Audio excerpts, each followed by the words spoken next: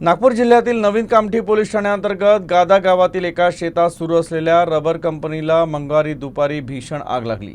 ही आग शॉर्ट सर्किटने लागल्याचा अंदाज आहे, तर या आगीत 50 लाखांपेक्षा जास्तचं नुकसान झालंय। नवी कामठी पोलीस ठाण्याअंतर्गत गादा नेरी मार्गावरील गादा शिवारात युइल इन्व्हर्टेक लिमिटेड कंपनी गेल्या 4 वर्षापासून कार्यरत आहे। या कंपनीत दक्षिण कोरियातून रबर ट्यूब रोल आणून त्यावर रासायनिक प्रक्रिया करून धरण आणि कालव्यात लावण्यात येणारं रबर कोटिंग मटेरियल तयार करण्यात येतं। या कंपनीद्वारे नागपूर, भंडारा, गोंदिया आणि अमरावती जिल्ह्यातील मोठे डॅम आणि मोठमोठ्या कालव्यांमध्ये रबर प्लास्टिक कोटेड करण्याचं काम करण्यात येतं। त्यामुळे कंपनी परिसरात मोठ्या प्रमाणात रबर ट्यूब रोल आणि इतर कच्चा मालचा साठा आहे। मंगळवारी दुपारी 2 वाजताच्या सुमारास शॉर्ट सर्किटनं आग लागल्यानं आगीनं रौद्ररूप धारण केलं। या आगीत कंपनीचे रबर ट्यूब, बीजीएम रोल, मोठ्या प्रमाणात पीव्हीसी पाईप आणि इलेक्ट्रिक साहित्य जळून खाक झालं।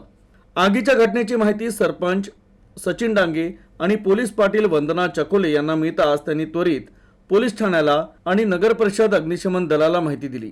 कामठी नगर परिषदेच्या 2 अग्निशमन गाड्या वेळीच दाखल झाल्या आणि काही तासांच्या प्रयत्नानं आग आटोक्यात आली।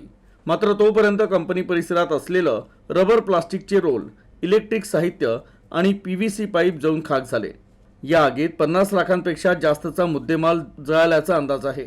तर आगीची घटना घडली त्या दरम्यान परिसरातील कर्मचारी बाहेर पळाल्यानं सुदैवानं प्राणहानी झाली नाही। कामठी पोलिसांनी घटनास्थळाचा पंचनामा केला।